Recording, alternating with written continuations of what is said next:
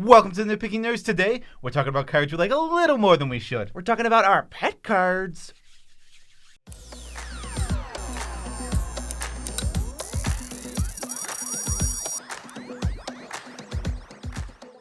I'm your host, Joe Cherries. I'm your host, Beezy, and that makes us the Nitpicking Nerds. We bring you daily content, and the best way to support said daily content is to go to Patreon and chip in a few dollars here and there and helps keep the lights on, if you will. How about that link in the description, Cherries? In the description is a link to TCG Player. You can click on that link, buy whatever you want on tcgplayer.com, and because you went through that link, you'll be supporting the nerds. And you can also do this with our Dragon Shield link. So if you want to buy some Dragon Shields directly from Dragon Shield, well, if you use our link, you'll be supporting the nerds again. Whether it's US or the EU, you can click. There's 2 different links. We literally have links for everyone. So first, before we get into our 10 pet cards, 5 for each of us, we've got to explain what a pet card is for those people who might not know. It's a card that is of some power level, whatever that may be. Terrible, medium, even good.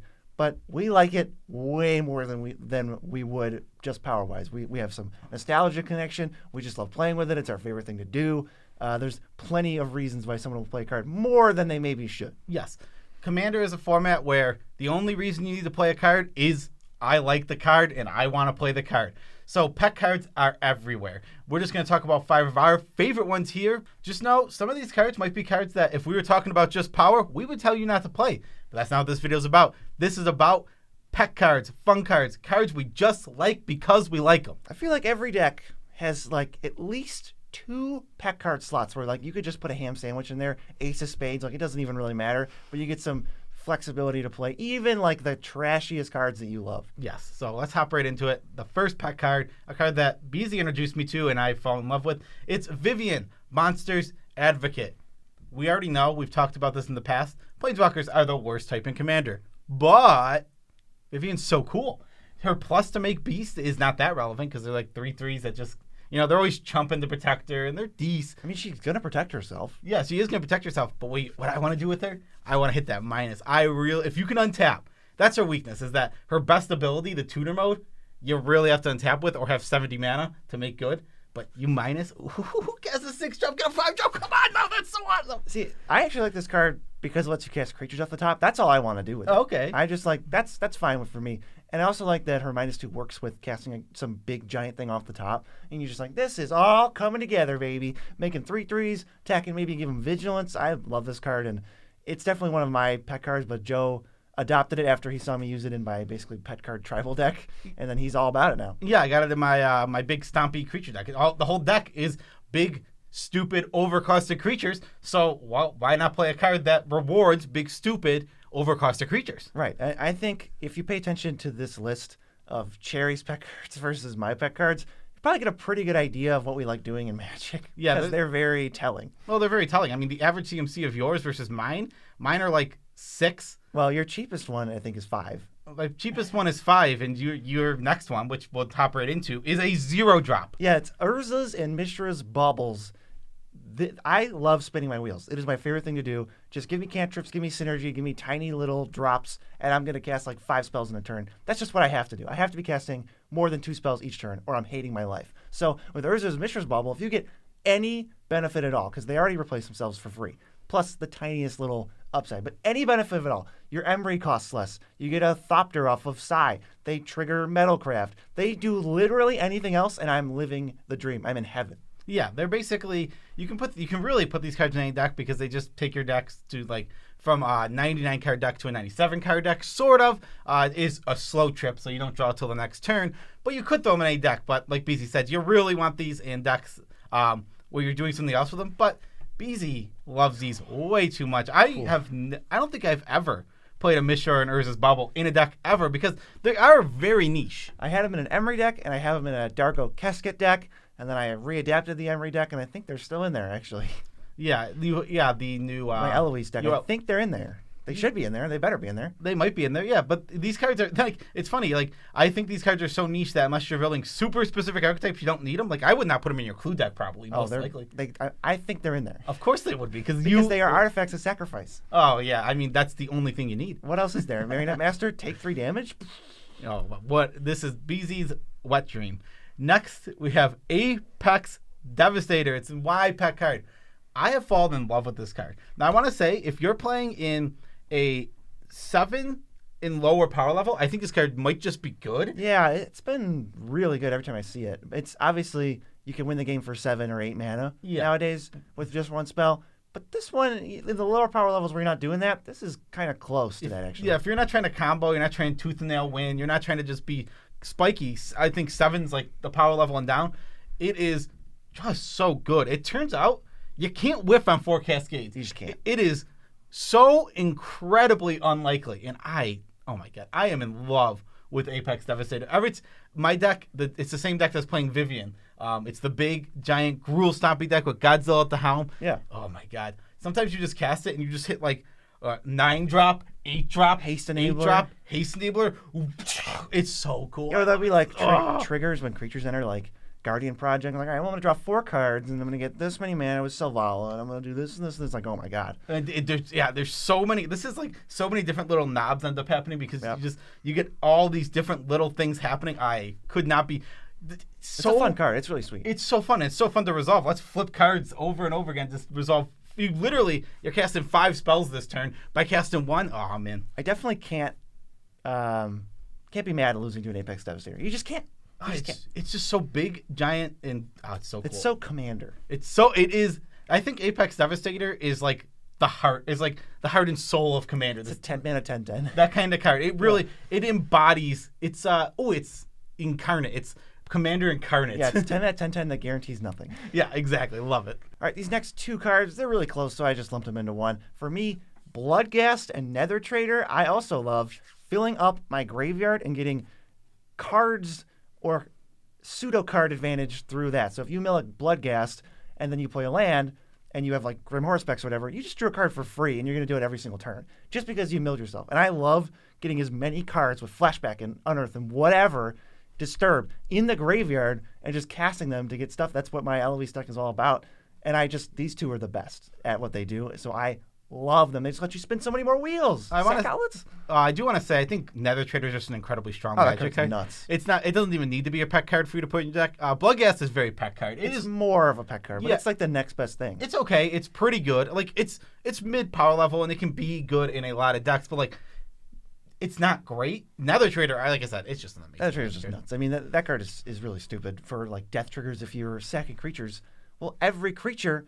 Nether Trader basically doubles the amount of death triggers you have for every black mana you have, because if you have 5 creatures in play and a Nether Trader, well, you sack Nether Trader, then sack a creature, then get Nether Trader back, then sack Nether Trader, then sack the next creature, then get back, then sack it, then get and then just keep going, and you get 10 friggin' triggers. Well, on top of that, it just combos with Ashnod's Altar and Pitiless Plunderer. Both those cards. Either one, not even both. Yeah, you don't need both. It's just it just goes off with a ham sandwich. But both these ones are probably 2 of the strongest on the list here. They are, and I'm honored to have them on my side. I'm honored that your pet cards are so lame. If we faced off, I don't know. I would have to out aggro your pet cards, because as soon as we get to the late game, your pet cards are dominating my pet cards. That's actually part of just the games of Magic we play. Yeah.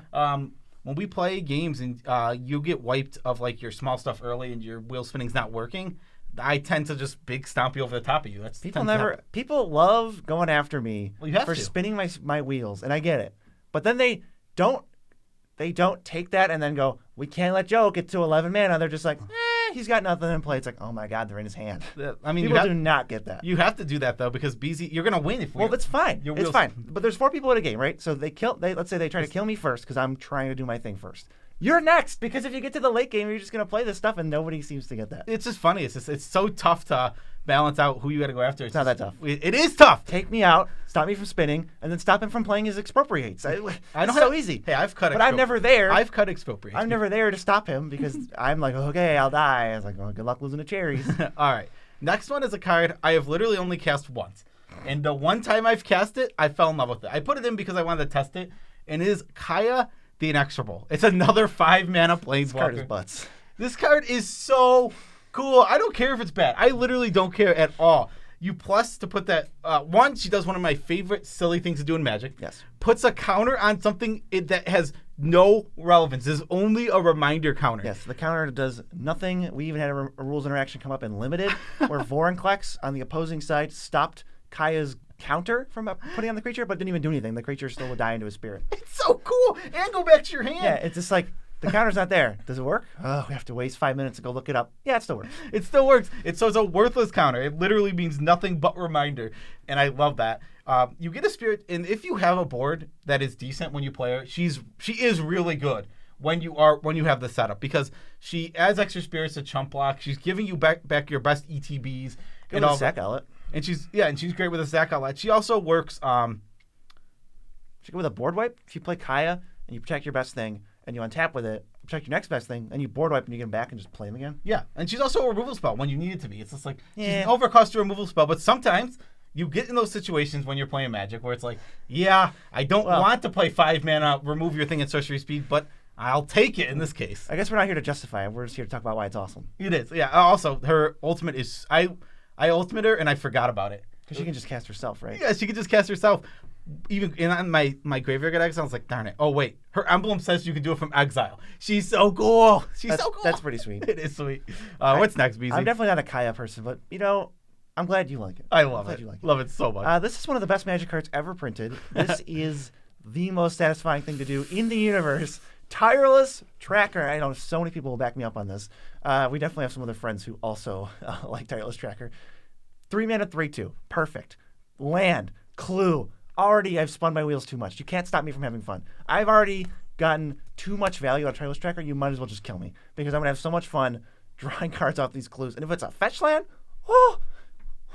just too much stuff to do. I absolutely love Tireless Tracker. I want to get as many lands out as possible. If I'm Tireless Trackering and my next landfall triggers Bloodghast, I'm going to lose my mind.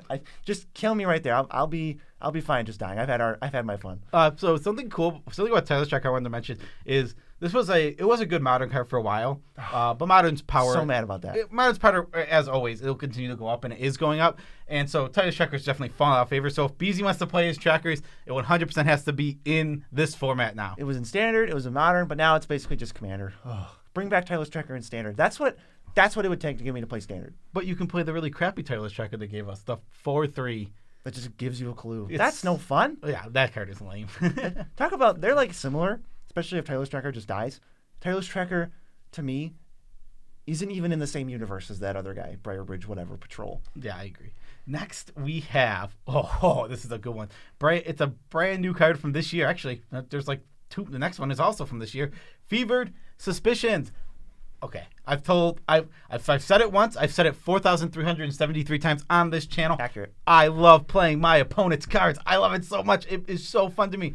And, well, what better way to play my opponent's cards than with this card?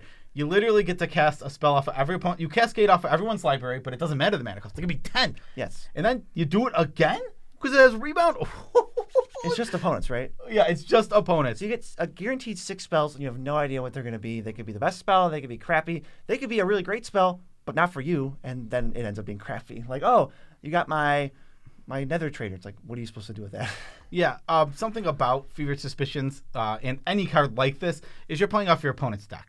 If they build with synergy in mind and they're building towards a certain goal. Well, if you're Joe and your opponent is me, this card is terrible. Exactly. You're going to get Urza's Bubble. Yeah, exactly. You get Urza's Bubbles, you get Bloodghast, things that aren't going to help you. In fact, BZ's happy when you get his Bloodghast because when it dies, he's getting it. Right, I get it back. It's super funny that I always feel this way. Like, this card's sweet, but you're never going to hit anything off of me. My deck's top out at like 5. Yeah, that's the way whether they're good or not. Like, I have jank decks that do that too. Yeah, Fevered Suspicions is just, it's 6 guaranteed, almost guaranteed cards for my opponents, and I am more than happy to play this card. I don't care that this card's not that good. I think I might want to try this. I was looking for, because I have that Queen Marchesa deck. It's just kind of like value. Mm-hmm. And I was trying out for like as an experiment, which we haven't really brought to the channel too much, but we did once. Just those like upkeep, make a token cards. Those cards are not very good. No. But I was trying those out, and now I have a couple spots, and maybe I'll throw Fevered Suspicions in there. Yeah, you should try it. I think it's as far as cool goes, and this is like, I know your deck is winning with X-Spells right now. Try winning with this kind of stuff. I like this stuff way more. I like maybe. It's not X-Spells. There's literally just one Torment of Hellfire in there, and if I draw it, it's probably game over. Yeah, that card is. That is becoming one of the salt. Like it's into the Rift category. It's like yeah. All right. If we do our personal salty cards in the future, which we might, again, we've done that in the past. you're going to see Torment of Hellfire come up again. Because Yes. that card is one of my least favorite cards in the format right now.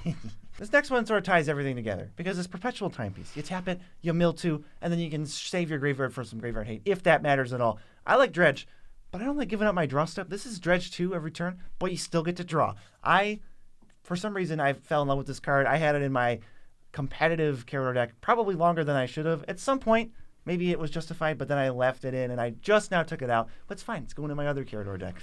It's going to fuel your graveyard, fuel all the Bloodghast Nether Trader crap that I like to do, and even in, like, if I think it's also in my Eloise deck where it's fueling Urza's Bubble, Emery type stuff, where you're just, no matter what it is, you're getting something. I love this card. It's so much fun. Yeah, it's Perpetual Timepiece is another card that's just like, I've never put in a deck, and I think it's actually pretty good, too, separate, but I love it way more than how good it is. Well, I'm not a graveyard strategy guy as much as you. Like, my strategies tend to be bigger, splashier spells, and like lame spells. Yeah, that's what you think. But I love them. And you like milling over yourself. You like spinning your wheels, and we know that. So Perpetual Timepiece just that. I've never put this in a deck, and it just hasn't. Rightfully so. It's never even come close to fitting in one of my decks. This is like, if you look at the art, it's like literally spinning your wheels. Just this thing's just turning around over and over. It's like that's me. It kind of looks like an orrery. Like orreries have. Yeah, that it's got like an hourglass in the middle. It's really cool. Yeah. Next, my last card for this list. An 8-mana spell. An 8-mana spell, baby. And I fall in love with this one because of Commander Cube. Actually, I think after this, I'm gonna go update my Amanatu list because this fits. Throw it in there. This will fit in my Amanatu list. Oh. It's Archon of Cruelty. Oh, it is the most fair it's so 8-drop satisfying of all time. We gave this a D, and I think it's still a D. That's accurate. It doesn't matter. This is so cool. It's basically this card is so comparable to Grave Titan, where it clearly does not do enough for its mana cost at all. Yeah. It's better than Grave Titan, that's for sure. Yeah, but if you have an opponent with like one creature and you get to get them with that sack, or they have one card in hand, oh, it feels so good every time. Get a Planeswalker out the field, they don't have any creatures, like oh my god. I like cards that are kind of like this big thing and then they bolster your life total, as we will see shortly. But I think the 3 life is one of the most satisfying parts. Like, all right, I'm just getting a little bit harder to kill, got some value, got my like 4 for 1. Oh, Archon of Cruelty is a good one. It's not a pet card for me, but I love casting it. Definitely, once we built the Commander Cube, I'm like, this has to go in. We have a Reanimator strategy. I literally take that card super highly, and I shouldn't. Yeah, I'll take it over most things. Because you can pass. It's such an easy card to pass because it's a Commander Cube. Obviously, there's 7-8 drops everywhere. There's great ones. Archon of Cruelty is just one of my favorites, and I absolutely love it. I don't know. I got to do something with this card, and I think Amanatu's probably the place for it. That's why I love Commander Cube so much is I get to put Archon of Cruelty in it. Every once in a while I'll draft it, and for me, it satisfies my build around hunger, where I haven't had to build too many decks since we built Commander Cube, because I get to do all this cool stuff once, and then I'm like, all right, I can do it again if I want next time we draft. Yes, so awesome. So what's your last one, BZ? Tell us your last card here. All right. You're finally doing a me thing. This is a me card. 6-mana card, but it has an ETB, and it's really cool. It's Noxious Gear Hulk. Destroy a creature. It has Menace, so it's actually, I've clocked a few people with this, and then you gain life equal to its toughness. I love this card from Standard, where back when the Emrakul deck with Delirium, that was my favorite deck to play almost it's ever existed. That deck was so much fun. But it's gonna become Delirium in your graveyard, and then you have a 1-of to tutor with like Traverse, and that definitely translates to Commander, where you're toolboxing and everything's a 1-of, and you just slam Gear Hulk and you kill their biggest thing, and you just feel great because your life total went up 5, 6, 7 points. It's not very good at all. Why wouldn't you just play Ravenous Chupacabra? The life is almost nothing. The body, who cares? But this one specifically, because it was so awesome in Standard, it is in my Carador deck, or it's in the Commander Cube. One of those two. I think it's in the Cube. I think something really funny about this card is you can just look around it at cards. It's like, well, if you're playing a blue-black deck, why not pay 1 more mana for Agent of Treachery? How much better is that? It's so much better. It's just like there's so many. This is like you're never gonna play this card if you're looking for power. You just can't. You can't because it's not the game life isn't useful. The body isn't useful almost ever. No. But it doesn't matter because, like we said, these are pet cards. These are the fun, cool cards. I also think Gear Hulk was one of my favorite cycles ever. That cycle was awesome. It was so cool. None of them were broken. They were all just like, wow, this is a really interesting Magic card. It makes me sad that the red ones and white ones are really not even close to Commander playable, even at pet card level. Yeah, we had them all in the Cube, and we had to take out the red one and the white one, right? Yeah, they both. I mean, the white one is okay, just okay, but again, Why did we take out the red one? Because It's not good. you always mill 3. You and just it's like always you take 6 damage or something. You always end up milling 3, and like that's really bad. It turns out that It's better in constructed commander, but even then you're gonna take what 12, not 6. It's even if you can build your deck with a high CMC.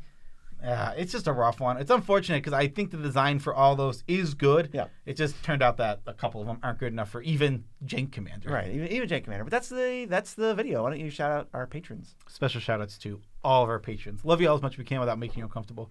Your support keeps us going. The support from the viewers, the patrons, the people who use our links. Please use that Dragon Shield link. We literally, I will say this over and over and over again. Dragon Shield is not telling us what to say or what we can't say. Guess what? They're just our favorite sleeves, period. Every single one of our decks is in Dragon Shields right now, and that was before they contacted us. Yeah, we bought, what do we have, 2,500 custom Dragon Shield Nitpicking Nerds sleeves just because we're like, okay, the Dragon Shield, we trust in the Dragon Shield custom sleeves things. Turns out the sleeves are great. The cube is sleeved in them. Our decks are sleeved in them. If you get a card from us, it's probably in a Nitpicking Nerd sleeve also. Yes, we send them in Nitpicking Nerd sleeves. Also, another way to support us, tcgplayer.com. It's an affiliate link in the description below. You click it, you buy any of the Magic cards you want. I mean any, because TCG Player selection is literally incredibly vast. So you go there, you buy whatever card you were going to buy anyway, and you're supporting the nerds while paying the same price you would pay anywhere else. Also, have you seen the price of Solitude in TCG Player? 80? It's like 70 or 80. It's insane. Wow. I bought them at 40, and I thought, man, I'm overpaying for these. Yeah, I thought you got ripped off, and now we're the richest men in the world. All right. Also, we have Discord. Come hang out, DM us, share memes, share your pets, build decks, play with people on Spell Table. You can do it all. We got like 4,000 people in there. It is not a small community, so you will fit right in. Yeah. Because everyone's cool. One thing I want to shout out with the Discord yesterday, we have a strict no politics rule. Okay. Unless I start it, because or me, or BZ. Unless we always put it, we're above our own rules because if we can't supervise it. Yeah, if we can't, I'd rather just didn't happen. It doesn't happen. So yeah, it started to get bad, and I ended it. We were talking about religion. We were talking about. You should have called me. Capitalism. I always tell people whenever we talk about religion, and people think I have like the strongest opinion. I'm like, BZ has a stronger opinion. You'd be surprised. You'd be surprised, but guess what? I'm never going to tell you what it is on the channel. You have before. Yeah, but guess what? No one could tell me what my stance is. You got to go sneak out and find out what BZ stands Go look at episode 671 from 5 years ago and figure out what it is. Yeah. And for the tidbit, I actually have to do this because thank you to Random Mastodon. He sent me a link to a game, and I can't remember the name of the game, but that's not important right here. He sent me a link to a game as part of the 50K celebration. I forgot to shout it out during that. Oh, yeah. So he gets a shout out here. Thank you so much for that game. I haven't had a chance to play it. It's supposed to be something silly and goofy. I know that. We'll but get there. I Obviously, we'll get to it. I cannot tell you how busy me and BZ have been. Like, let's make that because, like, well, seriously. after this, we have to drive down to a furniture store and pick up the table and chair set for the gameplay. And then after we get back, I'm going to have to, before we get back, we have to go buy a box for our weekly draft, unrelated to work. And then when we get back, I have to email, I have to pull like tax information and profit and loss statements and then go email somebody about a lease that we're trying to get. It's like all this adulting. And on top of all of that, we're doing all the Scuffle Shuffle stuff. We're ordering all this stuff. We're just... Joe shipped something to Jamestown on accident, so we have to get that mailed from Jamestown to here. Yes. Me and my ex, who are currently probably getting back together. Regardless, who are currently probably getting back together. We share an Amazon account still. I shipped it to his house instead of my house, so that's kind of stinky, but obviously he's just going to send it to me. But, you know, all these little problems, so much to do. I literally have to edit this video in the next 12 hours, so got a lot of work to do. We got to go. Peace out, guys.